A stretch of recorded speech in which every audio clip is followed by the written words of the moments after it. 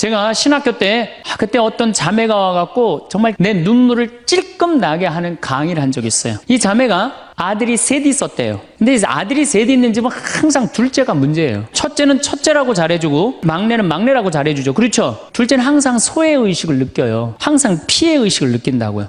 우리 집에도 아들이 셋 있는데 큰아들은 내가 봐도 저 어머니 아버지가 왜 이해가 안 될 정도로 큰아들한테 잘했어요. 잘못해도 다 감싸 안아주고. 이게 큰아들은 대접받는 거죠. 저는 우리 집 막내였는데 저는 정말로 사랑을 많이 받고 자랐어요. 전 중고등학교 다닐 때 내가 신발을 빨아본 적이 없어요. 형들이 다 빨아줬어요. 왜 빨아줬느냐면 안 빨아주면 어머니 아버지가 혼냈으니까 막내 신발 빨게 한다고. 그래갖고 그냥 우리 집이 이제 제사를 지내도 우리 집이 이제 아버님이 장손이라 1년에 어렸을 때 13번, 14번 제사를 지냈어요. 제사를 지내면은 제일 탐나는 게 제사상에 문어다리가 제일 맛있잖아요. 그런데 그냥 큰아들은 큰아들이라고 챙겨주고 막내는 막내라고 알아서 해주는데 둘째 형은 문어다리 차지가 안 가는 거예요. 그래갖고 이제 제사 끝나고 나면 이제 고시리 한다고 그러잖아요. 귀신 마중 나가면은 우리 식구들은 다 나가는데 둘째만 안 따라 나가는 거예요. 왜 안 따라 나가냐면 문어다리 훔치려고. 자기가 훔치지 않으면은 자기 챙겨줄 사람 아무도 없잖아요. 우리 둘째 형은 제사가 지나고 1주일이 지나도 2주일이 지나도 문어다리 물고 다녀요. 자기 어디다 감춰놨는지 모르는데. 그래갖고 제가 지금 얼마 전에 한 2년 전인가 설날 집회를 갔어요. 마침 설날은 제사를 지내니까 가갖고 물어봤어요. 아직도 둘째 형 문어다리 훔치느냐고. 그랬더니 형하고 누나가 오늘도 문어다리가 없어졌다는 거예요. 그거 훔친 거지. 그러니까 50이 돼서도 그 어렸을 때 자기가 소외된 거, 피해의식을 보상받고 싶은 거예요. 이 집에 이제 아들이 이제 중학교 3학년, 초등학교 6학년, 초등학교 3학년 세 아이가 있었대요. 근데 마침 그날은 초등학교 6학년 둘째 아들만 집에 있었대요. 그래서 이 자매님이 남편한테 여보, 둘째 아이 좀 데리고 목욕탕에 들어가서 목욕 좀 시키라고. 그래갖고 아빠도 집에 있으니까 둘째 아들 이제 목욕을 시킨다고 목욕탕에 이제 들어갔대요. 근데 5분이 지났는데 남편이 얼굴이 새빨개져갖고 막 뛰쳐나왔대. 옷도 제대로 안 입고. 당신 왜 애 목욕시키라고 했더니 왜 뛰쳐나오냐? 당신 먼저. 여보, 내가 목욕을 하러 들어갔는데 저놈이 이상한 말을 한다는 거예요. 그래서 무슨 말을 하느냐고. 아니 나도 벗고 이제 자기도 이제 둘째 아들도 옷을 벗었는데 딱 옷을 벗었는데 둘째 아들이 눈을 똑바로 뜨고 아버지한테 그러더래요. 아버지도 벗고 나도 벗었으니까 우리 남자 대 남자로 아무것도 안 걸쳤으니까 솔직하게 말 좀 해보자고. 그래서 이놈은 무슨 얘기를 하느냐. 아니 초등학교 6학년 놈이 딱 빨개 벗고 아버지도 벗고 나도 벗었으니까 우리 솔직하게 얘기 좀 해보자고. 그러니까 얼마나 당황스러워요. 그래서 무슨 얘기냐 그랬더니 아버지는 날 정말로 사랑하는 거냐. 무슨 소리냐. 지난 겨울에 아버지가 밤에 두부 심부름 시켰을 때 난 너무너무 밤에 나가는 게 무서웠다. 왜냐하면은 동네에 불량 형들이 걸리면 돈을 뺏고 그래서 난 밤에 나가는 거 너무너무 싫었다. 중학교 3학년 큰형도 있는데 내가 그래서 큰형 왜 안 시키냐고. 그러니까 아버지가 나한테 소리 지르고 나한테 갔다 그래서 내가 울면서 갔다 왔다. 내가 그렇게 무서운데 얼마나 내가 서러웠는지 알았느냐. 그 아버지 나 사랑하는 거냐. 내가 그렇게 마음고생하는 걸 아냐. 아버지 할 말 없지.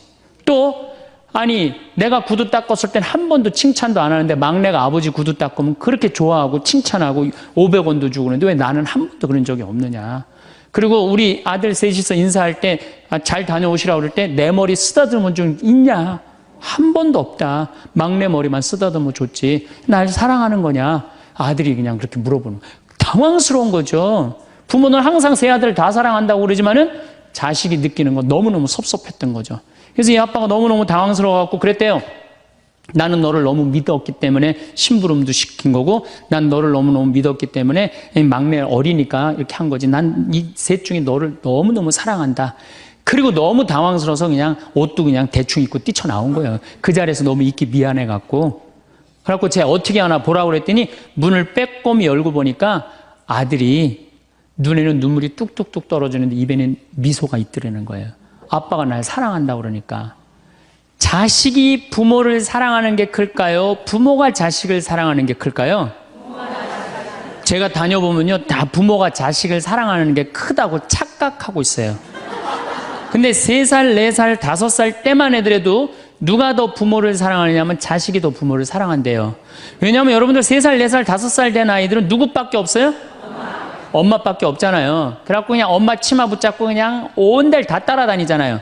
근데 엄마는 그때 아이 모임에도 나가야 되고 그냥 여기저기 다녀야 되는데 그냥 딸, 아들이 그냥 계속 매달려 있으면 귀찮아요, 안 귀찮아요? 귀찮을 때 있죠?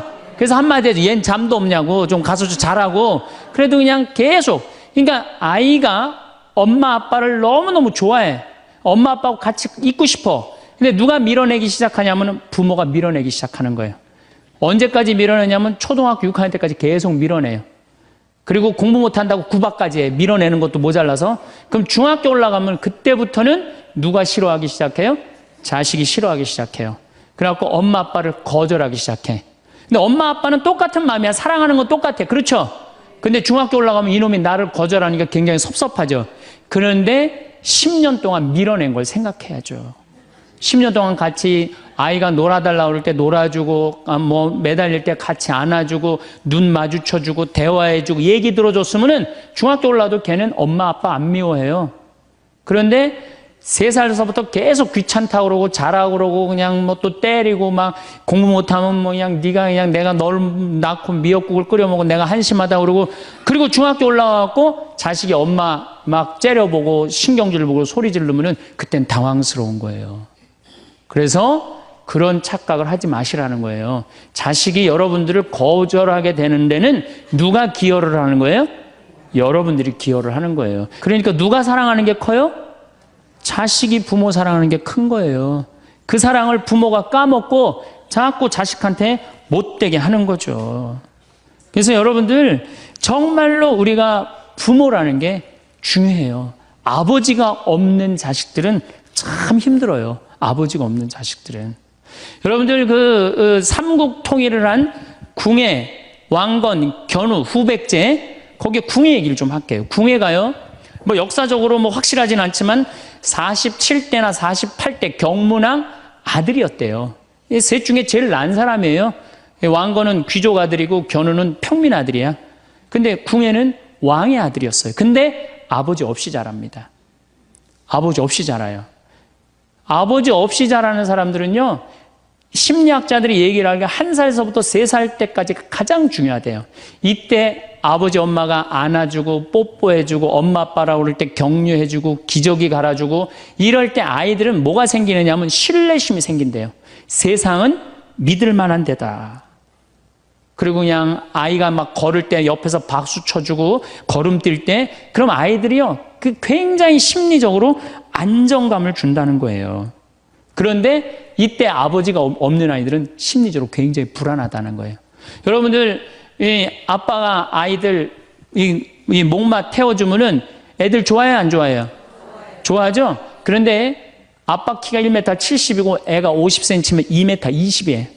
그 꼭대기에 올라가고 또 애는 아빠 머리를 잡고 막 깔깔깔 까르르 넘어가지 않아요? 좋아갖고 아빠 머리를 잡고 걔는 무의식 속에 이런 생각을 갖는데요. 세상은 이렇게 높아도 믿을 만한 데다. 이 든든한 아버지가 있으니까. 그런 믿음이 생긴다는 거예요. 그런데 궁예는 그랬던 경험이 한 번도 없었던 거야. 그러니까 나중에는 사람을 의심을 하기 시작하는 거예요.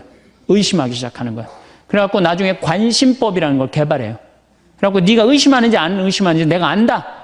그래갖고 그냥 친아들도 그냥 의심도 안 하는데 너 의심한다고 그러고 죽이고, 결국 누구까지 죽여요?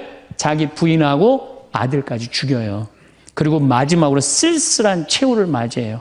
신부님, 나는 우리 남편이 일찍 죽어갖고 우리 애들 그냥 혼자 키웠는데 너무 섭섭합니다.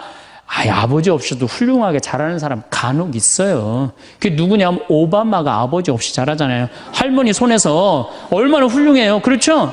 그러나 일반적으로 보면은 그렇다는 거예요. 아버지가 굉장히 중요한데, 근데 슬픈 거는 우리나라는 아버지가 있어도 없는 것 같아요. 아버지가 있어도. 애는 학원 다니냐고 그냥 정신 팔려가고 아버지는 돈 번다고 해갖고 서로 사랑을 쌀 시간이 없는 거. 서로 사랑을 쌀 시간. 그런데 이 아버지와 끈이 굉장히 기가 막힌 분이 한 분 계세요. 아버지와 자식 사랑이 아주 두터운 분이 한 분 계세요. 그분이 누구냐면 바로 예수님이에요. 예수님처럼 아버지와 사랑이 깊은 사람이 없어요. 여러분들, 세례받을 당시 예수님이 물 위에 올라오시자 마르코복음 1장 11절에 뭐라고 그러냐면 너는 내가 사랑하는 아들, 내 마음에 드는 아들이다 라고 하느님 아버지께서 아들을 얼마나 사랑하는지 확인시켜줘요. 그 마태복음 11장 25절, 27절을 보면은 아버지, 하늘과 땅의 주님, 지혜롭다는 자들과 슬기롭다는 자들에게는 이것을 감추시고 철부지들에게는 드러내 보이시니 아버지 감사드립니다. 그렇습니다. 아버지의 선하신 뜻이 이렇게 이루어졌습니다. 나는 아버지께서는 모든 것을 나에게 넘겨주셨습니다. 그래서 아버지 외에는 아무도 아들을 알지 못합니다. 또 아들 외에는, 그리고 그가 아버지를 드러내 보여주려는 사람 외에는 아무도 아버지를 알지 못합니다. 그냥 예수님 입만 열면 아버지 얘기를 해요. 입만 열면은. 또 하느님 아버지도 아들한테 각별한 사랑을 해. 거룩한 변모 마태복음 17장 보면은 이렇게 얘기해요. 이는 내가 사랑하는 아들, 내 마음에 드는 아들이니 너희는 그의 말을 들어라. 그러니까 예수님도 아버지를 사랑하고 아버지 하느님도 누구를 사랑해요? 예수. 그러니까 하늘에 새도 보금자리가 있고 여우도 굴이 있지만 사람의 아들은 머리 둘 곳조차 없다라고 굉장히 고독하셨음에도 불구하고 그 고독을 누구 때문에 극복했을까요? 하느님 아버지와 철저한 사랑의 끈으로 그걸 극복한 거예요. 여러분들 자식들이 세상 살아가기 힘들다 하더라도 그 든든한 아버지가 있는 자식들은요, 극복해 나가요. 든든한 아버지가 있는 자식들은. 또 요한복음 17장 하느님 아버지와 얼마나 깊은 사랑으로 묶여 있는지 잘 보여주는 구절이 있어요. 아버지, 세상이 생기기 전에 제가 아버지 앞에서 누리던 그 영광으로 이제 다시 아버지 앞에서 저를 영광스럽게 해주십시오. 그리고 이어서 이렇게 말씀하십니다. 아버지께서 제 안에 계시고 제가 아버지 안에 있듯이 그들도 우리 안에 있게 해주십시오. 난 이 구절을 보면요, 가슴이 떨려요. 여러분들 자식 중에 아버지한테 아버지 안에 내가 있고 내 안에 아버지가 있어, 이렇게 말하는 자식들이 있어요? 그런 고백을 할 수 있는 자식이 몇 명이나 될까요? 아버지 안에 내가 있고 내 안에 아버지가 있다. 예수님은 이렇게 아버지를 사랑했던 거예요. 의로우신 아버지, 세상은 아버지를 알지 못하였지만 저는 아버지를 알고 있습니다. 저는 그들에게 아버지 이름을 알려주었고 앞으로도 알려주겠습니다. 아버지께서 저를 사랑하신 그 사랑이 그들 안에 있고 저도 그들 안에 있게 하려는 것입니다. 예수님은 그 말씀을 하고 난 다음에 유다의 배반으로 붙잡히세요. 그러니까 예수님은 활동 시작할 때부터 아버지 얘기 시작해갖고 마지막 끝날 때까지 아버지 얘기한 거야. 아버지하고 이야기를 하는 거를 멈추지 않으십니다. 그리고 겟세마니 동산에서도 아버지와 끈끈한 사랑을 보여주시죠. 아버지, 하실 수만 있으시면 이 잔이 저를 비껴가게 해주십시오. 그러나 제가 원하는 대로 하지 마시고 아버지께서 원하시는 대로 하십시오.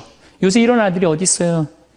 제 뜻대로 말고 아버지 뜻대로 하세요. 이런 아들이 어디 있어요? 다 내 뜻대로 해달라고 그래요, 엄마 아버지가. 그렇죠? 근데 예수님은 하느님 아버지가 그렇게 기뻤던 거야. 맨 마지막에 아버지, 이 사람들을 용서하여 주십시오. 그리고 마지막으로 이런 말씀을 하십니다. 아버지, 제 영혼을 아버지 손에 맡깁니다.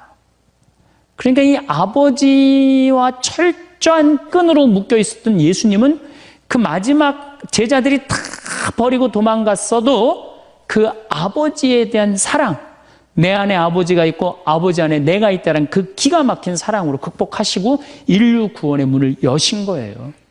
그렇다면 우리나라 아버지들도 이런 아버지가 돼야지. 자식들한테 이런 아버지가 돼야 되는데 이런 아버지가 과연 몇이나 있느냐. 저는 다행히 우리 아버지를 참 잘 만났어요. 전 참 아버지를 좋아해요. 나는 어렸을 때 추억이 아버지하고 매일 토요일날 일요일만 되면 산에 가갖고 도토리 따고 밤 줍고, 또 내가 망보고 아버지가 대추나무 올라가고 막 서리하고 막 이런 거 많이 했어요. 예. 그래갖고 막 걸려갖고 막 대추밭 주인한테 막 욕먹으면 그냥 얘는 누구냐고 그러면 우리 막내 아들이라고 그러면 그냥 막내 아들 데리고 좋은 거 가르쳐 준다고 그냥. 그리고 어렸을 때 아버지하고 추억 중에 웅덩이가 있어요. 웅덩이. 거기에 퍼내면 그 미꾸라지. 그 진흙 안에 미꾸라지 그걸 잡아내는 정말 그런 추억들이요. 그러니까 지금도 80이 된 아버지를 보면 행복한 거예요. 그리고 시간만 되면 그 아버지 보러 가고 싶고. 그러니까 이제는 효도는 없어요. 뭐만 남아있어? 사랑만 남아있는 거예요. 추억만 남아있는 거예요. 자식하고 얼마나 좋은 시간을 많이 가졌느냐에 따라서 늙었을 때 안 외롭다는 거예요. 어렸을 때 자식하고 한 번도 놀아준 적이 없어. 10살 때까지 놀아줘야 된다는 거예요. 근데 10살 때까지 한 번도 놀아준 적이 없으면은 자식이 늙은 부모들 한 번도 같이 안 놀아준다 이거예요. 그러니까 늙어서 외로운 거는 자식이 못 돼서가 아니라 누가 싸놓은 업보야? 그렇죠. 그러니까 섭섭할 필요 없어요. 자, 그렇다면은 사랑이 없는 엄마, 사랑이 없는 아버지, 엄마도 없고 아버지도 없는 이 세대는 외로울 수밖에 없어요. 그리고 그들은 어차피 떠나게 돼 있어요. 그렇다면 여러분들 옆에 남아있는 건 누구밖에 없어요? 남편. 그렇죠. 50살에 자식들 떠나면 50부터 100살까지 여러분들 옆에 남아있을 수 있는 유일한 사람은 남편밖에 없어요. 근데 여러분들 그 남편한테 잘해요? 옛날에는요, 부모한테 자식이 전부였어요. 왜 옛날에는 부모한테 자식이 전부였느냐면 20살에 결혼해갖고 내가 40살이 되면은 자식이 20살이 돼요. 그러면은 대개 50살까지 밖에 못 살았어요. 그럼 자식이 몇 년 효도하면 되냐면 10년만 효도하면 돼요. 그러면 알아서 죽어줘 주니까. 그러니까 옛날엔 자식이 부모한테 애절해서 안 애절했어요? 애절했어요. 그리고 20살 먹은 아들이 왜 50살 먹은 부모한테 죽지 말라고 왜 그렇게 손가락 깨물어서 입에 단지해주고 허벅지 살 잘라갖고 울며 불며 죽지 말라고 그랬을까요? 20살 된 이 아들은 동생이 17살, 14살, 11살, 8살, 5살, 2살 동생이 줄줄이 있는 거야. 근데 엄마 아빠가 지금 죽으면 이거 누가 키워야 돼? 자기가 키워야 되니까 죽지 말라고 그러는 거예요. 죽어도 이거 누구까지 다 키우고 죽어? 막내까지 키우고 죽어라 이거야. 근데 만약에 우리 엄마 아버지가 막내까지 다 키웠다? 그럼 엄마 아버지 나이가 60이 되는 거예요. 그래서 60까지 산 부모한테 너무 고맙다고 차려준 잔치가 환갑잔치예요. 근데 이 환갑진갑 다 받아먹고 갈 생각을 해요, 안 해요?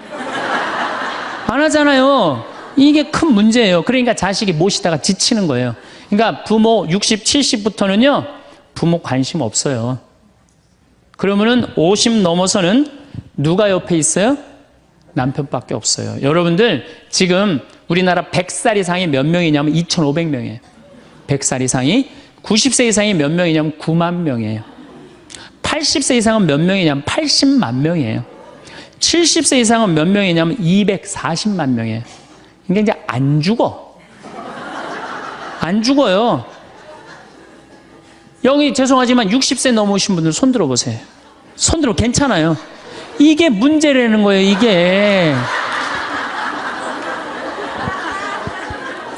자식은 이미 떠나 있고 50 넘었고 60 넘어갖고는 누가 옆에 있어요?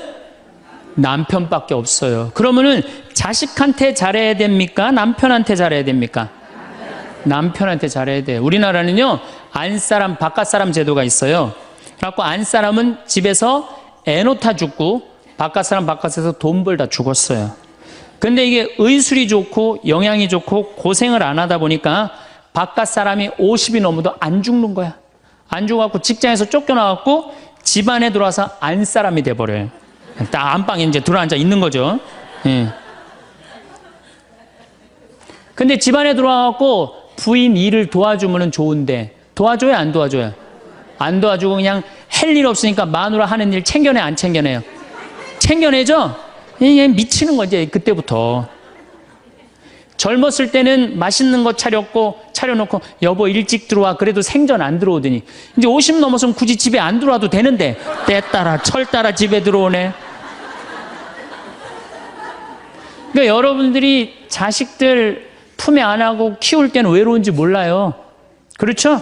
근데 자식 떠나고 나면은 체인징 파트너를 해요. 이쁜 자식은 떠나고 쭈글쭈글한 남편이 돌아오는 거야.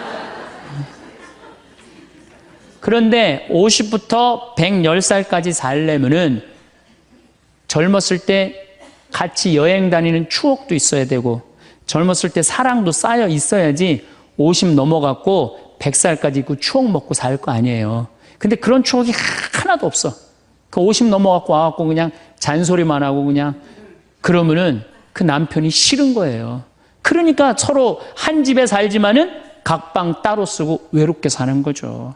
그래도 여러분들은 괜찮아요. 여러분들은, 우리 신부들은요 진짜 불쌍해요. 생각을 해봐요. 20살에 신학교 들어갔어요. 그래서 30에 신부 돼요. 그래갖고 옛날엔 75세 은퇴였어요. 75세 은퇴. 75세는 그래도 괜찮았어요. 은퇴하고 그냥 거의 바로 이제 세상 떠나시니까 요즘 70세로 은퇴가 내려왔어요. 그리고 이제 65세로 내린대요. 65세 은퇴해도 된다 이렇게 내린대. 왜? 서울교구 우리 보좌 신부님들 뭐 10년, 12년, 13년 하잖아요. 그러니까 빨리 은퇴할 사람 빨리 하고 보좌들 빨리 본당 내보내야 되니까 빨리 은퇴해라 이거야. 그러면은 65세부터 은퇴해갖고 우리 부관장 신부는 110살까지 산단 말이야. 그러면은 20살에 신학교 들어갖고 65세까지 45년 혼자 살아. 그래갖고 65세 은퇴해갖고 110살까지 또 혼자 살아. 45년, 90년 혼자 사는 거야. 그래서 나는 우리 신부님들 은퇴시키는 거 반대하는 신부예요. 65세 은퇴시켜갖고 다시 보좌 신부로 발령을 내라. 보좌 신부로 발령을 내갖고 아니 고해성사 듣게 하면 되잖아요. 아 얼마나 여러분들 속에 있는 얘기하고 싶은 거 많아요. 그렇죠? 아 그럼 고해성사 듣게 하고 또 굳이 신부님들 65세 넘어갖고 강론 안 해도 돼요. 미사 없는 강론하게 하면 되잖아. 강론하라 그러면 또 헨소리 또 하고 헨소리 또 하고 그러실 수 있으니까 얼마나 좋아. 차라리 65세에 은퇴시킬 거면 아예 60에 은퇴를 시켜서 장가를 그냥 보내라. 늙어선 좀 안 해롭게. 농담이에요. 농담. 우리보다는 여러분들이 훨씬 덜 외롭다는 거예요. 그렇지 않아요? 여러분들 남편도 있고 자식도 있고 손자도 있잖아요. 그러면 그 소중한 사람들한테 사랑하면서 살아야지. 우린 사랑할 사람도 없는데 여러분 사랑할 사람이 있잖아요. 그럼 조금만 내가 잘하면 되는데 크게 안 되는 거예요. 우리나라 여자들이요. 이 세상이 너무너무 여자 살기 좋은 세상이 돼갖고 여자들이 지금 뭐가 뭔지도 모르고 살아요. 집에서 남편들, 여러분들 남편들이 200만 원, 300만 원 벌어갖고 돈 갖다 주잖아요. 여러분들 길 지나가다 보면은 여러분들 10,000원 주는 사람 있어요? 지나가는 남자가? 없죠? 남편은 200만 원, 300만 원 한 달 뼈 빠지게 갖고 갖다 주잖아요. 그럼 잘해줘야 될 거 아니야. 그렇지 않아요? 그것도 1, 2년 갖다 준 것도 아니고 20년, 30년 갖다 줬으면 잘해줘야 될 거 아니야. 근데 집에서 그런 기가 막힌 남편 왕대접 해줘요? 개 다음으로 대접해. 개 다음으로. 집에 마누라 자식 먹여 살린다고 이마가 땅바닥에 닿도록 인사하고 다니는 거예요. 여러분들 남편들 다 나가면 그래요. 그럼 집에서 왕대접 해줘야 될 거 아니야. 집에서도 왕대접 못 받아. 직장에서도 왕대접 못 받아. 마누라라는 게 아침에 출근할 때 보면 막 사자머리를 해갖고 막 귀신 눈을 해갖고 그냥 여보 다녀와 그냥 다녀오게 하고 난 다음에 다녀오라고 그래야지. 예쁘게 차려입고 문 입구에서 여보 다녀와. 그러면 내가 이렇게 이쁜 마누라 있는 집에 돌아와야 돼. 그런 마음으로 나가서 일할 거 아니야. 사자머리 밥도 제대로 안 챙겨주고 그냥 다녀오라고 그러면. 또 대한민국 남자들은 또 착해요. 또 다녀오랜다고 저녁에 여보 나 다녀왔어. 예. 근데 아직도 그냥 사자머리를 하고 그냥 테레비 보고 앉아있으면 어느 남자가 집에 들어가고 싶겠어요. 그렇지 않겠어요? 그래서요 사람은요 부부는요 사는 맛이 있어야 돼요. 사는 맛이. 50이 넘으면요 남자가 테스토스테론은 없고 에스트로겐만 있어요. 여성 호르몬이 자꾸 나와요. 그래서 성적인 능력이 사라져요. 성적인 능력이 사라지니까 50 넘은 남자들은 무슨 낙으로 사느냐면 먹는 낙으로 사는 거예요. 먹는 낙으로. 그냥 50만 되면 말하는 거 좋아하고 먹는 거 좋아한단 말이야. 근데 이 남자는 50이 넘으면 먹는 걸 좋아하는데 50이 넘은 여자는 이 세상에서 제일 하기 싫은 게 밥이야. 밥.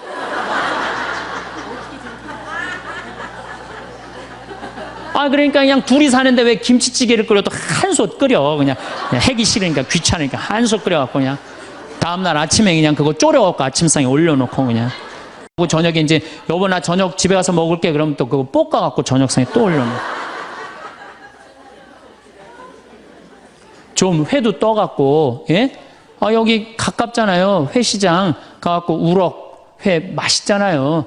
매운탕도 떠갖고 소주도 한 병 사고. 그래갖고 그냥 허벅지 틀어진 치마 이브닝 드레스도 하나 딱 입고 저녁에 남편 들어오면 여보 이거 내가 한 거야. 딱 술 따라주면 남자가 얼마나 살맛이 나요. 사는 맛 나지 않겠어요? 예, 좀 신선로도 좀 해갖고 탁 하고 짜장면도 좀 만들어주고 베트남 국수도 좀 해서 주고 요즘 뭐 또 순대 또 그냥 유명한 데 많잖아요. 전화하면 택배로 다 보내주잖아요. 순대도 탁 썰어갖고 그냥 간 썰어갖고 그냥 소주 한 잔 탁 하고 신부님 무슨 돈으로 그런 걸 합니까? 애 휴학시키고 자식은 무슨 자식이야. 지금 누구밖에 없어요? 부부밖에 없어요. 애 휴학시키고 그렇게 하세요. 신부님 난 휴학시킬 자식이 없는데 집 잡혀요. 나이 드신 분들은 은행에 가고 집 잡혀가고 다 쓰세요. 자식 물려줄 생각하지 말고. 예. 그래야지 사는 맛으로 사는 거 아니에요. 그리고 부부는 사는 맛으로도 살아야지만 사는 멋으로도 살아야 돼. 사는 멋이 있다. 멋있게 살아야 될 거 아니에요. 근데 나는 제일 가슴 아픈 우리 자매님들이 어떤 분들이냐면은 자기를 꾸미지 않는 분들이에요. 이쁘게 좀 이쁜 옷도 사 입고 그래야 되는데 생전 자기가 무슨 군인이야? 집에 있어도 파마를 해도 꼭 철모 뒤집어 쓴 거 딱 1년 내내 풀어지지도 않는 거 쓰고 앉아갖고 그냥 생전 그냥 마누라라는 게 그냥 맵시 있는 옷 한 번 제대로 입지도 않고. 그럼 남편이 사는 맛이 있어요? 사는 멋이 있어요? 좀 꾸며야죠, 본인이. 예쁜 옷도 좀 사서 입고, 좀 브릿지도 좀 넣었다가, 머리도 그냥 생머리도 했다가, 이쪽으로도 묶었다가, 저쪽으로도 묶었다가, 어느 날 좀 틀어도 올리고, 막 이래야지 그냥 남자가 사는 맛도 있고, 사는 멋도 있을 거 아니에요. 생전 그냥, 옷도 그냥, 신부님 옷 맵시가 있어야지 옷을 사 입죠. 그러면 좀 살도 좀 빼시고 그냥 이건 벤지 엉덩이지 구분도 안 되는 그냥 몸매를 가지고 그냥 그러니까 그냥 몸빼바지만 계속 짚고 이 집에 있으면은 어느 남자가 집에서 가고 싶어요. 본인을 꾸미시라는 거예요. 그래서 남자는요 사는 맛도 있고 사는 멋도 있는 거 멋도 있어야 돼요. 그래서 예쁜 옷 남편도 좀 꾸며주고. 남편도 좀 나비 넥타이도 좀 하고 남자가 50이 넘으면요 제가 지난 그 미국에 한번 강의를 갔는데 너무 멋있는 부부를 봤어요. 남편이 한 60쯤 돼 보이는데 식사를 같이 하려고 그러는데 남편이 살짝 머리가 벗겨졌더라고요. 근데 부인이 사각모를 탁 저기 뭐 차에 하더라고요. 남편을 바깥에서 만났는데 딱 했는데 부인이 여보 이거 써 탁 씌워주는데 너무 멋있더라고요. 여러분들 앞 백화점에 가갖고 남편 좀 사각모도 좀 멋있는 거 좀 중절모도 멋있는 거 사서 탁 씌우면 얼마나 좋아. 그렇지 않아요?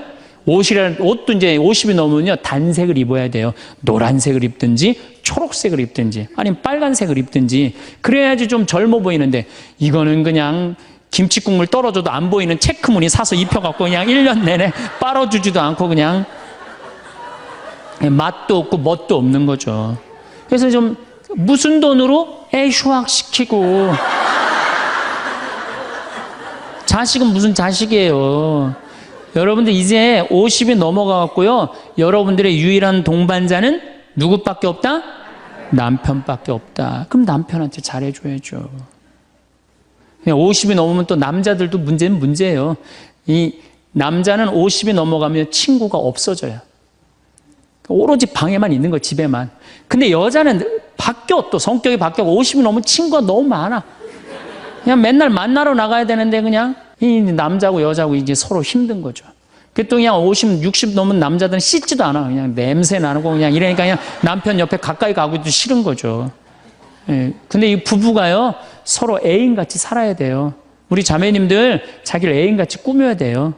그러니까 언제든지 집에서도 깔끔하고 예쁘게 차려입으면 남자가 기분이 좋잖아요. 집도 좀 화분도 좀 예쁜 거 좀 해놓고 여행도 좀 다니고 둘이 공연도 좀 가고 극장도 좀 보러 다니고 이래야지 그냥 사는 맛도 나고 사는 멋도 날 거 아니에요. 그래서 제발 좀 성지순례 좀 가세요.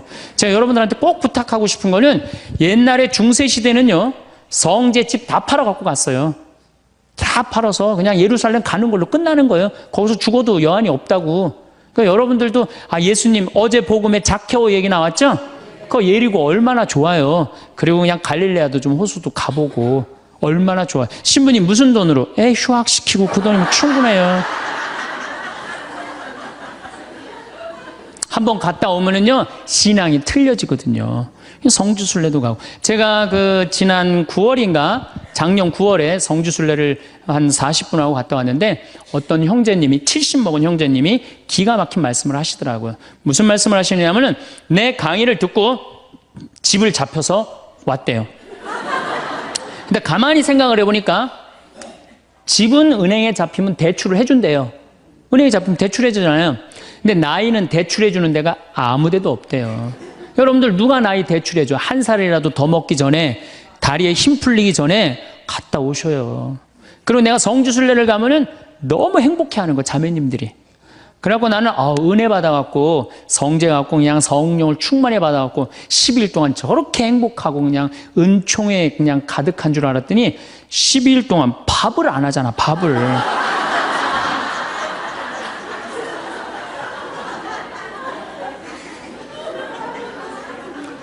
남편, 부부는 맛도 있고 멋도 있어야 되지만 기도 살려줘야 돼. 남편 기도 살려줘야 돼요.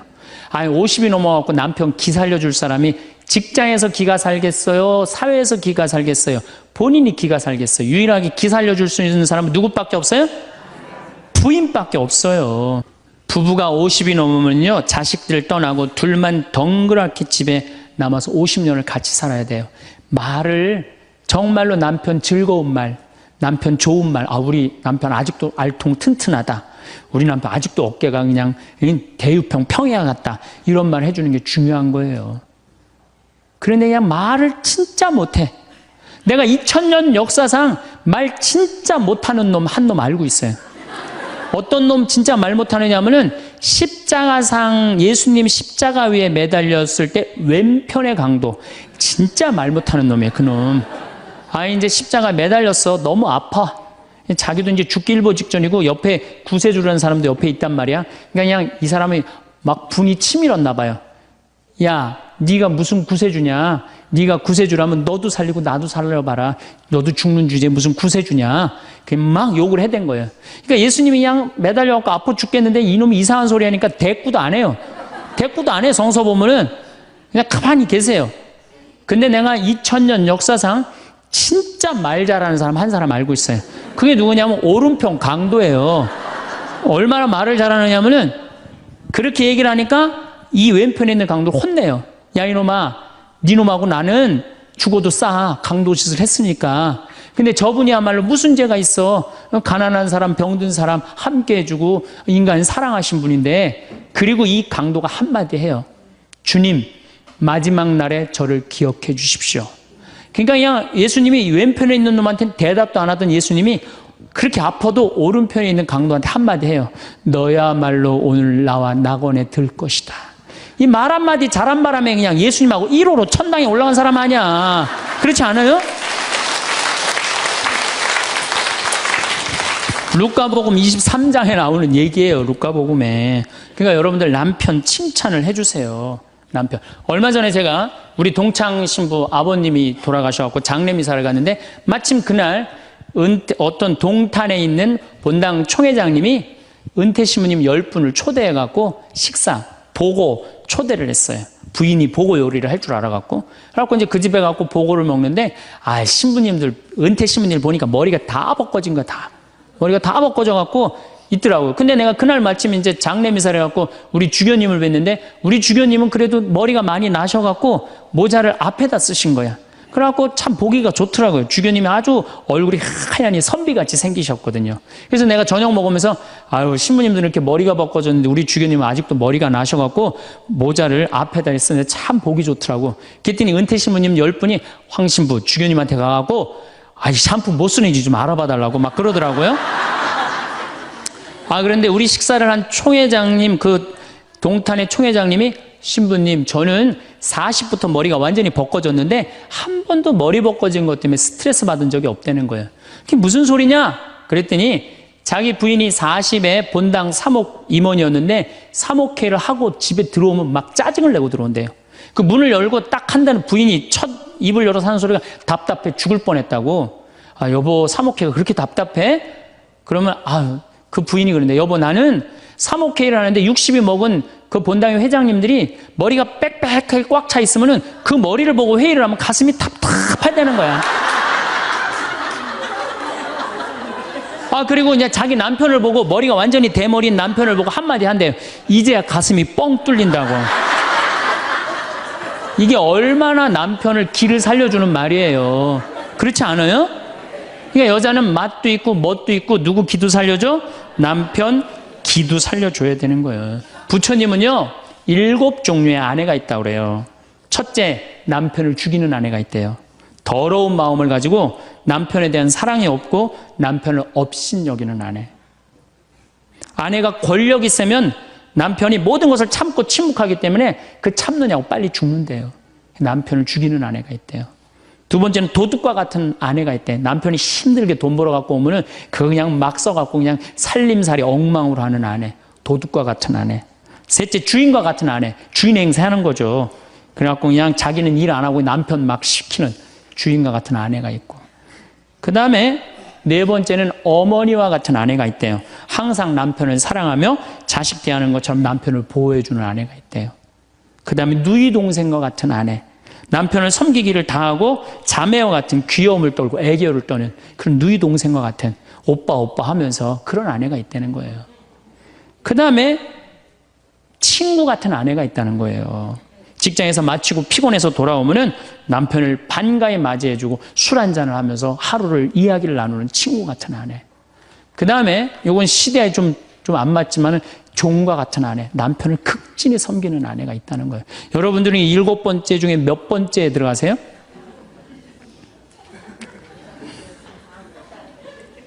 아무것도 아니에요? 이 7번째 아무것도 아니면 큰일인데. 근데 우리나라 남자들도 문제예요. 사실은 이 부인한테 참 잘해야 되거든요.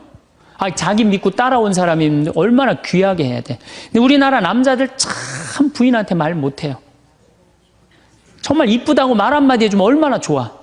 여자는요 1년 365일 365가지 방법으로 이쁘다는 소리를 듣고 싶어 한대요. 오늘같이 이렇게 태양이 찬란한 날은 여보 저 찬란한 태양처럼 당신 오늘 너무 이뻐. 그리고 비가 촉촉하게 오면 여보 당신 촉촉한 비처럼 이뻐. 어떤 방법을 써서라도 이쁘다는 말하면 여자는 행복하다는 거예요. 그리고 요리를 해주면 맛있다고 먹으면은 김치찌개 이렇게 맛있는 김치찌개 먹을 수 있는 사람은 세상은 나 하나밖에 없다고. 이렇게 정말로 이런 말을 해줘야 되는데 생전 뭐 맛있다 맛없다 그런 말 안 하면은 여자가 밥할 맛 나겠어요? 안 나죠? 그럼요. 그리고 한 30년 밥 얻어먹었으면 이제 설거지는 해야지. 그렇게 얻어먹었으면 설거지는 해야지. 양심 있는 거 아니야? 그렇지 않아요? 여자는 언제 행복하냐면 남편이 자기 살림을 도와줄 때 행복하다고 그러더라고요. 내 얘기를 듣고 어떤 형제님이 17년 동안 설거지 할 생각을 한 번도 안 했대. 17년 동안. 그래갖고 이제 내 얘기를 듣고 이제 자기도 이제 해봐야 되겠다. 그렇게 생각을 하고 저녁에 여보 당신 반찬하냐고 애쓰고 밥하냐고 애썼으니까 내가 설거지 해줄게. 앉아서 텔레비 봐. 그랬더니 부인이 그러더래요. 2번 청소하게 하지 설거지하게 하지 말고 그냥 가만히 있으라고 그러더래요.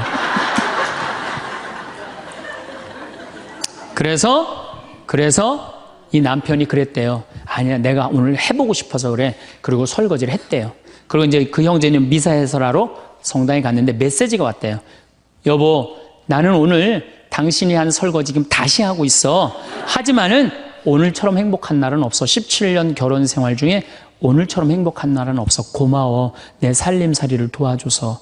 그 메시지를 형제님이 나한테 보냈어요. 신부님, 요 조그만 거 이렇게 행복할 수 있는데 내가 왜 이제까지 안 했는지 모르겠다고. 그러니까 우리 정말 부인한테, 정말로 자매님들한테 서비스 해줘야 돼. 이제는 서로를 사랑해야 돼요. 서로를 사랑하고 아껴줘야 돼요. 근데 우리나라 남자들이 얼마나 말을 못하냐면 이게 진짜로 있었던 일이에요. 65살 먹은 형제님이 꿈을 잘 꾼 거야. 그래갖고 로또를 산 거야, 금요일 날. 그래갖고 그냥 가슴이 부풀은 거야. 왜 부인한테 막 자랑을 한 거야. 내가 꿈을 꿨는데 이거 오늘 된다. 그리고 보통 꿈이 아니다. 막 돼지가 막 수천 마리 왔다 갔다 한 꿈을 꿨는지. 그래갖고 그냥 막 들떠 있는 거야. 그러니까 부인이 콧소리로 한마디 한 거야. 여보, 그 로또 되면 당신 그 돈 뭐 할 거야? 그랬더니 남자가 정색을 하고 그러더래요.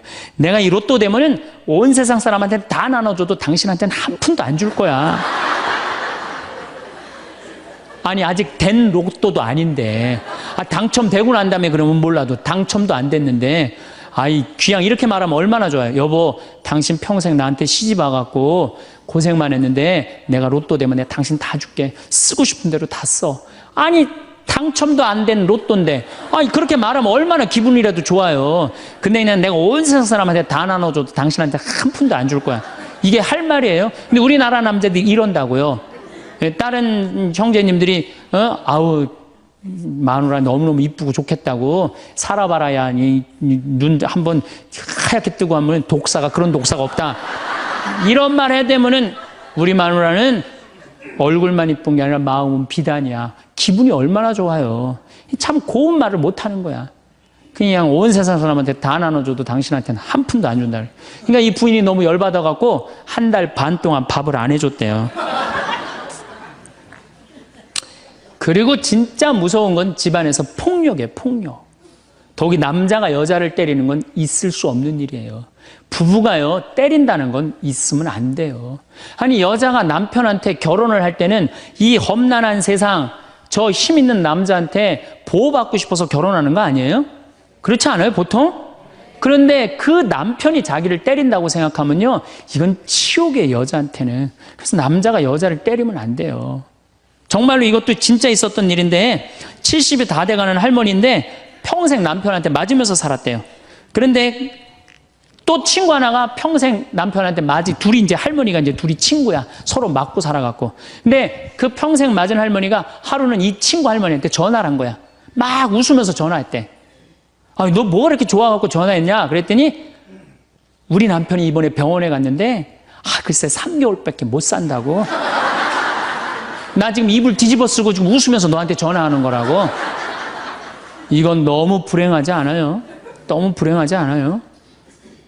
정말로 자기 부인 아파서 죽는데 따라 죽는 남편도 있는데 이게 그냥 자기 남편 3개월밖에 안 산다고 이불을 뒤집어 쓰고 막 웃으면서 그냥 전화를 할 정도면 이거 같이 살지 말아야지. 그렇죠? 그러니까 여러분들 남편한테 잘하세요. 또 여기 있는 우리 형제님들 누구한테 잘해요? 그래도 나이 먹어갖고요. 여러분들 지금 신부님 난 도저히 우리 남편하고 못 살 거예요. 지금 바꿔봐야 거기서 거기에요. 지금 바꿔봐야. 자, 남자하고 여자하고 얼마나 서로를 이해를 못하느냐 하면은 남자는 하루에 2,000마디만 하면은 말 끝난대요. 근데 여자는 하루에 6,000마디를 해야 된대요. 그러니까 여자가 훨씬 말이 많은 거죠. 남자는 직장에 갔다 오면 할 말 끝난 거예요. 집에 할 말이 아무것도 없는 2,000마디 이미 다 했는데 할 말. 남자로 사람으로서 할 말 끝났는데 뉴욕의 게리 머카스라는 교수가 이 통계를 냈어요. 그래갖고 여자는 이제 남자가 이제 남편이 이제 집에 들어올 때만 기다리는 거야. 뭐 이웃집 아줌마 얘기도 하고 싶고 본당시 뭐 욕도 하고 싶고 막 그래갖고 기다리고 있는데 남편이 들어와서 여보, 그 집 남편은 그렇게 힘들게 돈을 버는데 여자는 맨날 찜질방 다니고 그냥 링크코트 입고 다니고 정신 나간 여자라고. 그럼 남편은 할 얘기가 없는 거야. 쓸데없는 소리 하지 말고 밥이나 내놓으라고. 그럼 여자 미치는 거예요. 진짜 괜찮은 남자들은 어떤 남자들이냐면은 그래 여보? 그럼 안 되지. 부인이 살림을 잘 살아야지. 남자가 그렇게 고생을 하는데 추임새를 넣어주고 속으로 외우세요. 500마디, 1000마디, 2000마디. 그래갖고 딱 속으로 4000마디 딱 끝나면 여보 이제 자자. 이래야지 이 남자는 후환이 없는 남편이에요. 여자 말을 들어줘야 돼요. 그래서 남자하고 여자하고 틀린 점이 이거야. 반대로 우리 자매님들은 여자는 흥분을 하면 5분이면 흥분이 끝난대요. 그래갖고 막 장보러 들어와갖고 막 욕을 5분만 하면은 아무 일도 없었던 듯이 부엌에 들어가고 콩나물도 따고 멸치 대가리도 딴대요. 아무 일도 없었던 듯이. 근데 남자는 5분 동안 바가지 긁을 동안 가만히 있는데요. 5분 지나면 그때부터 승질이 나기 시작한대. 근데 남자는 한번 승질이 나면 최소한 30분은 성질을 내야 된대. 그래갖고 5분 지나고 나가고 이제 그때부터 이제 여자는 마음이 착 가라앉은 상태에서 저녁 준비를 하는데 그때부터 남자는 이제 거실에서 소리 지르는 거야. 내가 말이야 뭘 잘못했다고 네가 맨날 그러냐고 막 소리 지르면 마음이 가라앉은 여자가 나와서 남자 불을 질러요 속에다가. 뭐라고 그러냐면 당신은 말만 하면 이렇게 성질을 내고 그러느냐고. 자기는 이미 다 흥분 가라앉은 상태에서 막 성질 내는 남편한테 불은 자기가 질러놓고. 그러면 안 된다는 얘기죠. 30분 동안 길길이 뛰게 놔두란 얘기예요. 승질을 건드려 놨으면은. 어쨌든 우리가 이 인생을 외롭게 살고 싶지 않다면은 부부가 사랑하는 수밖에 없어요. 그래야만이 우리 인생이 풍요로워요. 더욱이 여러분들 노년 50년, 60년 부부밖에 없어요. 훈련하면 된대요. 그 부부 사랑 훈련하는 그 많은 책자를 읽어보면요. 그 서로 훈련이 안 돼 있어서 그렇지 훈련하면 서로 사랑한대요. 그리고 외롭지 않다는 거예요. 긴 세월을 살아오면서 우리는 많은 것들을 경험하고 깨닫게 됩니다. 젊었을 때는 앞만 보고 달려가느라 놓쳤던 소중한 것들이 이제야 선명하게 보이기 시작합니다. 그 중에서도 가장 소중한 깨달음은 바로 사람과 사람 사이의 관계가 얼마나 중요한지에 대한 것입니다. 돌이켜보면 우리의 삶은 수많은 만남과 이별로 이루어져 있습니다. 어린 시절 우리를 품어준 가족들, 학창시절 함께 웃고 울었던 친구들, 직장에서 만난 동료들, 그리고 인생의 동반자가 된 배우자까지 이 모든 관계들이 우리를 지금의 모습으로 만들어 주었습니다.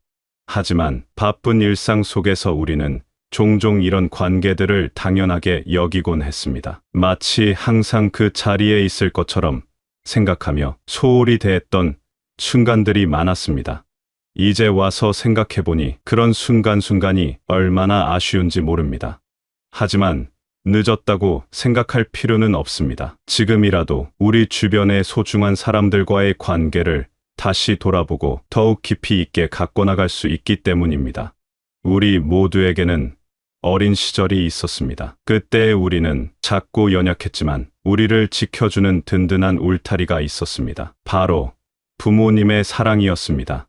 밤늦게 열이 날 때 밤새 간병해 주셨던 어머니의 손길, 비가 오는 날 우산을 들고 마중 나와주셨던 아버지의 모습, 이런 작은 일들이 우리에게는 세상 전체였습니다. 그 시절의 사랑은 조건이 없었습니다. 우리가 무엇을 잘하든 못하든 어떤 모습이든 상관없이 그저 존재 자체만으로도 소중하게 여겨주었습니다. 이런 무조건적인 사랑이 우리에게 세상을 살아갈 힘을 주었습니다. 어려운 일이 생겨도 포기하지 않을 수 있었던 것은 바로 이런 사랑의 기억이 마음 깊은 곳에 자리하고 있었기 때문입니다. 지금 생각해보면 부모님께서 우리에게 주신 것은 단순히 물질적인 것들만이 아니었습니다. 더 소중한 것은 사랑하는 법을 가르쳐 주신 것입니다. 어떻게 다른 사람을 배려하고 어떻게 마음을 나누고 어떻게 함께 살아가야 하는지를 보여주셨습니다. 이런 가르침들이 우리가 성장하면서 다른 사람들과 관계를 맺는 기초가 되었습니다. 물론 모든 부모님이 완벽하지는 않았을 것입니다. 때로는 서투르고 부족했을 수도 있습니다. 하지만 그 마음만큼은 진실했습니다. 자식을 향한 그 간절한 사랑만큼은 변하지 않는 진리였습니다. 그리고 그 사랑이 우리를 지금까지 살아오게 한 원동력이었다는 것을 이제는 깊이 이해할 수 있습니다. 이 인생의 중반을 지나면서 우리는 더욱 다양한 사람들과 관계를 맺게 됩니다. 직장에서 만난 동료들, 동네에서 만난 이웃들, 취미 활동을 통해 알게 된 친구들까지, 이런 관계들은 어린 시절의 가족 관계와는 또 다른 의미를 가집니다. 이 시기의 관계들은 선택의 여지가 있습니다. 가족은 태어날 때부터 주어진 관계이지만 친구나 동료들과의 관계는 우리가 스스로 만들어가는 것입니다. 그렇기 때문에 더욱 신중하게 갖고 나가야 합니다. 서로를 이해하려고 노력, 배려하는 마음을 가져야 합니다. 좋은 관계를 유지하기 위해서는 무엇보다 상대방을 있는 그대로 받아들이는 것이 중요합니다.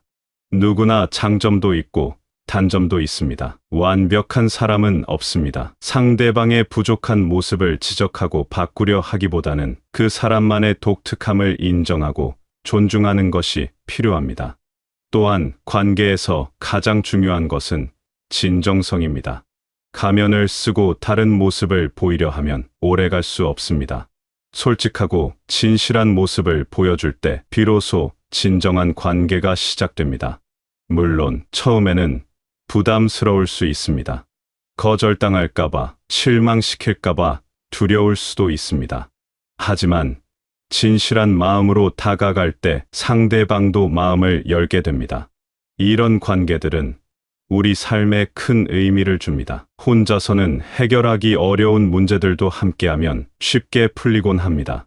기쁜 일이 있을 때 함께 기뻐해 줄 사람이 있고, 슬픈 일이 있을 때 위로해 줄 사람이 있다는 것만으로도 삶은 훨씬 풍요로워집니다.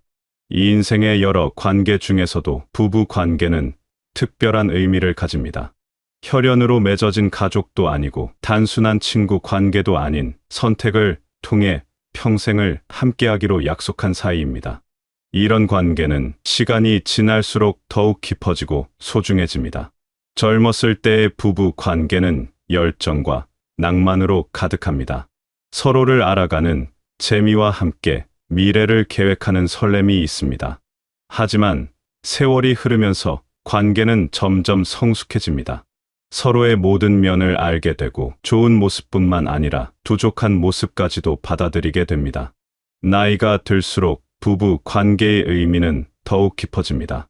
함께 겪어온 수많은 일들이 둘 사이의 유대감을 더욱 단단하게 만듭니다. 함께 웃었던 순간들, 함께 울었던 시간들, 함께 극복해온 어려움들이 모두 소중한 추억이 됩니다. 이런 공유된 경험들은 다른 어떤 관계에서도 얻기 어려운 특별함을 줍니다. 부부 사이에서 가장 중요한 것은 서로를 이해하려는 노력입니다. 같은 집에서 살아도 각자의 생각과 감정은 다를 수 있습니다. 상대방이 왜 그런 행동을 하는지, 왜 그런 말을 하는지 이해하려고 노력해야 합니다. 때로는 이해가 안 되는 부분도 있을 것입니다. 하지만 이해하려는 마음 자체가 사랑의 표현입니다. 서로를 의지할 수 있다는 것도 부부 관계의 큰 장점입니다. 세상이 아무리 어려워도, 주변 사람들이 모두 등을 돌려도 옆에 있는 한 사람만큼은 변함없이 지지해 줄 것이라는 믿음이 있습니다. 이런 믿음이 있기 때문에 어떤 어려움도 이겨낼 수 있는 힘이 생깁니다.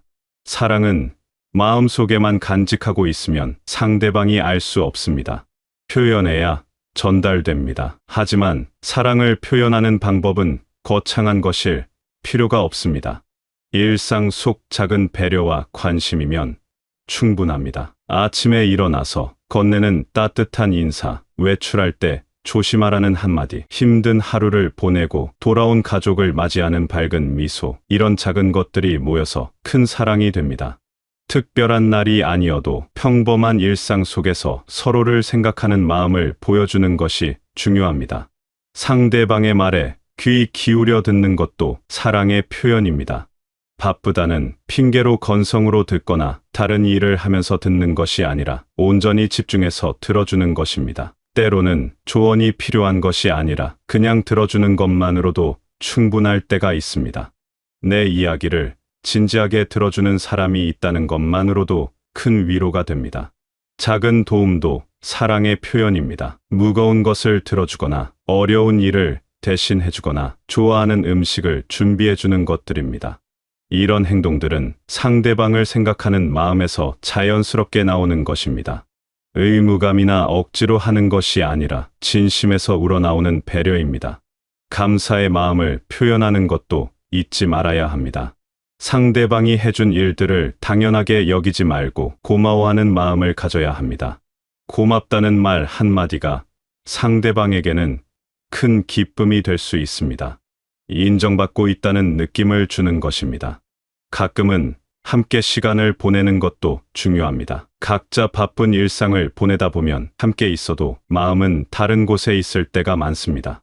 의도적으로 시간을 내어 함께 산책을 하거나 함께 차를 마시거나 함께 좋아하는 프로그램을 보는 것입니다. 이런 시간들이 관계를 더욱 끈끈하게 만들어줍니다. 세상을 살다 보면 누구나 외로움을 느끼는 순간들이 있습니다. 사람들에게 둘러싸여 있어도 마음은 쓸쓸할 때가 있고 아무도 나를 이해해주지 않는다는 생각이 들 때도 있습니다. 이런 외로움은 나이가 들수록 더욱 깊어질 수 있습니다. 주변 사람들이 하나둘 떠나가고 몸도 예전 같지 않아서 활동량이 줄어들기 때문입니다. 하지만 외로움을 이기는 가장 좋은 방법은 바로 진정한 이해와 사랑입니다. 완전히 나를 이해해주는 사람이 한 명이라도 있다면, 그리고 그 사람을 진심으로 사랑할 수 있다면 외로움은 사라집니다. 중요한 것은 사람의 수가 아니라 관계의 깊이입니다. 나를 이해해주는 사람이 있다는 것은 큰 위안이 됩니다. 내가 하는 말과 행동의 진짜 의미를 알아주고 내 마음의 아픔을 함께 나누어주는 사람이 있다는 것입니다. 이런 사람 앞에서는 가면을 벗고 진짜 모습을 보여줄 수 있습니다. 약한 모습도 부족한 모습도 숨기지 않아도 됩니다. 동시에 누군가를 진심으로 사랑하는 것도 외로움을 이기는 방법입니다. 사랑은 받는 것만이 아니라 주는 것이기도 합니다. 상대방을 위해 무언가를 해줄 수 있다는 것, 상대방에게 필요한 존재가 될 수 있다는 것은 삶의 의의를 찾게 해줍니다. 내가 누군가에게 소중한 사람이라는 느낌은 어떤 외로움도 이겨낼 수 있게 해줍니다. 이런 관계를 만들어가기 위해서는 먼저 내가 변해야 합니다. 상대방이 나를 이해해 주기를 바라기 전에 상대방을 이해하려고 노력해야 하고, 상대방이 나를 사랑해 주기를 바라기 전에 상대방을 사랑하는 마음부터 가져야 합니다. 관계는 일방적인 것이 아니라 서로 주고받는 것이기 때문입니다.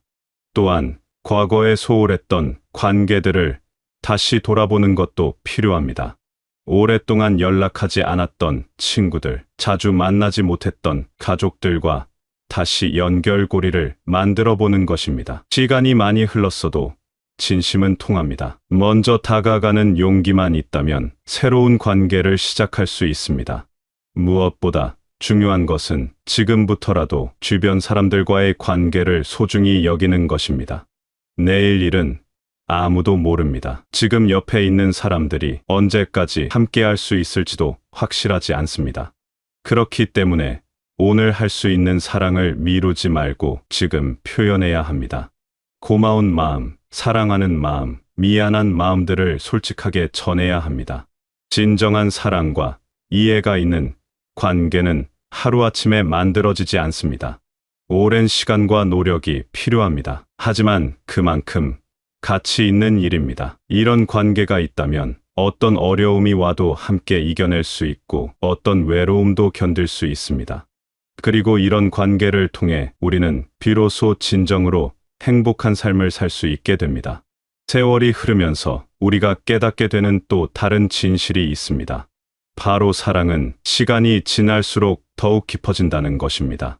젊었을 때의 사랑이 불꽃같이 뜨겁고 격정적이었다면 나이가 들어서의 사랑은 잔잔한 호수처럼 깊고 고요합니다. 표면적으로는 평온해 보이지만 그 속에는 깊은 정이 흐르고 있습니다.